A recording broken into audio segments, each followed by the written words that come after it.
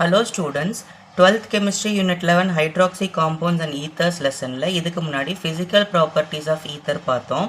இப்போ chemical properties of ether பார்க்கலாம். chemical properties of etherல first நம்ம nucleophilic substitutions of ether பார்க்குறோம். நியூக்ளியோஃபிலிக் சப்ஸ்டியூஷன்னா என்னது? அதாவது ஈத்தரில் இருக்கக்கூடிய நியூக்ளியோஃபில் வேற ஒரு நியூக்ளியோஃபில்லோட போய் சப்ஸ்டியூட் ஆகிட்டு உங்களுக்கு ஒரு காம்பவுண்ட் கொடுக்கும். அதான் நியூக்ளியோஃபில். நியூக்ளியோஃபில்னால் என்னது?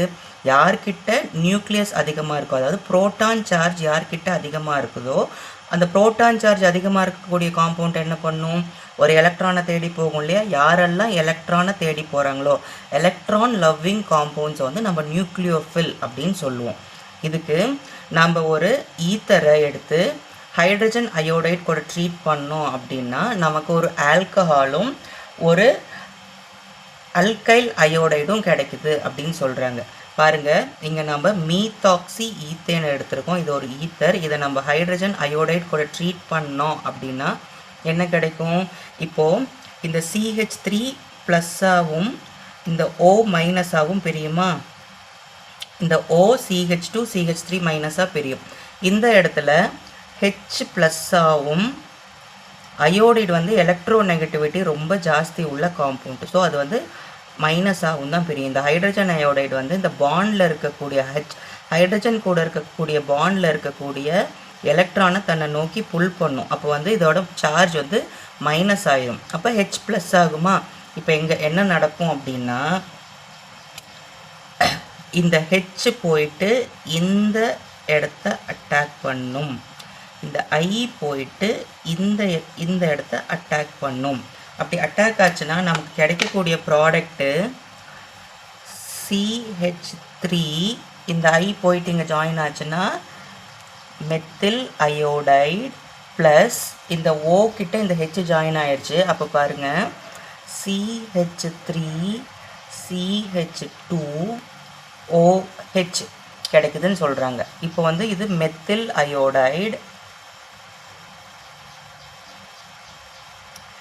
இது வந்து எத்தனால். இப்போது நியூக்ளியோஃபிலிக் சப்ஸ்டியூஷன் அப்படின்னா நமக்கு ஜென்ரலாக இதுக்கு முன்னாடி ஆல்கஹால்ஸில் படிச்சிருக்கோம். ப்ரைமரி ஈத்தேனாக இருந்ததுன்னா, ஈத்தர்ஸாக இருந்ததுன்னா நமக்கு SN2 nucleophilic substitution SN2 mechanism நடக்கும். SN2னா என்னது? Nucleophilic substitution bimolecular. அதாவது இந்த நியூக்ளியோஃபிலிக் சப்ஸ்டியூஷன் நடக்கிறது இந்த ஹைட்ரஜன் அயோடைடையும் பேஸ் பண்ணி இருக்கும், இந்த ஈத்தரையும் பேஸ் பண்ணி இருக்கும். அதாவது இந்த H ப்ளஸ் போயிட்டு இங்கே ஜாயின் ஆகிறதும் சரி, இந்த I மைனஸ் போய் இங்கே ஜாயின் ஆகிறதும் சரி, ரெண்டுமே சைமல்டேனியஸ்லி ஒரே ஸ்டெப்பாக நடக்கும். இதே ஒரு செகண்டரி ஈத்தரோ இல்லை ஒரு டெர்ஷரி ஈத்தரோ நம்ம எடுத்துக்கிட்டோம் அப்படின்னா SN1 மெக்கானிசம் நடக்கும்னு சொல்கிறாங்க. அப்போ SN1னா என்னது? இது வந்து 2 ஸ்டெப் ப்ராசஸ். இந்த ஹைட்ரஜன் போய் இங்கே சேர்றது ஒரு ப்ராசஸ் ஆகும், இந்த பாண்ட் உடையிறது, இந்த ஹைட்ரஜன் போய் சேர்ந்து இந்த பாண்ட் உடையிறது ஒரு ஸ்லோ ப்ராசஸ் ஆகும், இந்த I போய் இதுக்கிட்ட சேர்றது இன்னொரு ப்ராசஸ் ஆகும். இந்த I போய் ஜாயின் பண்ணி இந்த பாண்ட் உடையிறது ஒரு ஸ்லோ ப்ராசஸ் ஆகும். இது H ப்ளஸ் போய் ஜாயின் ஆகி OH மாறுறது இன்னொரு ஸ்டெப்லேயும் நடக்கும். இப்போ பாருங்கள், இந்த SN2 ரியாக்ஷனோட மெக்கானிசம் நமக்கு புக்கில் கொடுத்துருக்காங்க. அது எப்படின்னா, இப்போ எப்படி நமக்கு மெத்தில் அயோடைடும் எத்தனாலும் கிடைச்சது அப்படிங்கிறதுக்கான மெக்கானிசம் பாருங்கள். இப்போ வந்து methoxy ethane CH3O CH2 CH3.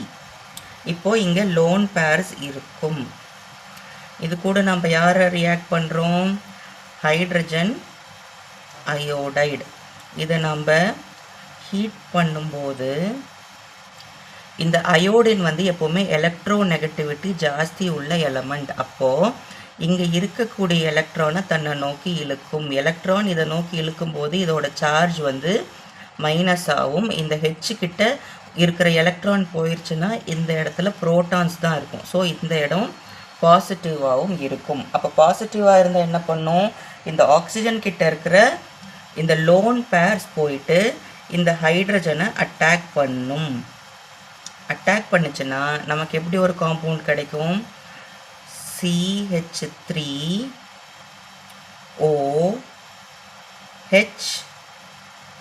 CH2CH3 இப்படின்னு ஒரு காம்பவுண்ட் கிடைக்குமா? இப்போது இந்த ஆக்சிஜன் கிட்ட எலக்ட்ரான்ஸ் இருக்காது, இந்த ஹைட்ரஜன் கிட்ட எலக்ட்ரான் இருக்காது. அதனால் இந்த ஆக்சிஜனை எலக்ட்ரான் கொடுத்து ஒரு பாண்ட் ஃபார்ம் பண்ணிக்கும். அப்போ ஆக்சிஜனோட சார்ஜ் வந்து எலக்ட்ரான் போனதுனால பாசிட்டிவாக இருக்கும். Oxygen also highly electronegative எலமெண்ட்டுங்கிறதுனால இங்கே இந்த பாண்டில் இருக்கக்கூடிய எலக்ட்ரானை தன்னை நோக்கி இழுக்குமா? இழுத்து இந்த பாண்டை பிரேக் பண்ணும். அப்படி பிரேக் பண்ணுச்சு அப்படின்னா இது வந்து ஸ்லோவாக நடக்கும். இந்த ப்ராசஸ் வந்து ஸ்லோவாக நடக்கும். பாருங்கள், CH3 இங்கே இருக்கக்கூடிய எலக்ட்ரான் போயிடுச்சுன்னா பாசிட்டிவாக இருக்கும். இந்த பாண்ட் உடைச்சிட்டு இது தனியாக போயிடுச்சு. CH2 இங்கே எழுதுகிறேன், CH2CH3 C2H5OHன்னு எழுதுகிறேன். இது வந்து ஷார்ட்டாக எழுதுகிறேன் இடம் பத்தலன்னு. நமக்கு ஒரு ப்ராடக்ட் ஃபார்ம் ஆயிடுச்சு, எத்தனால்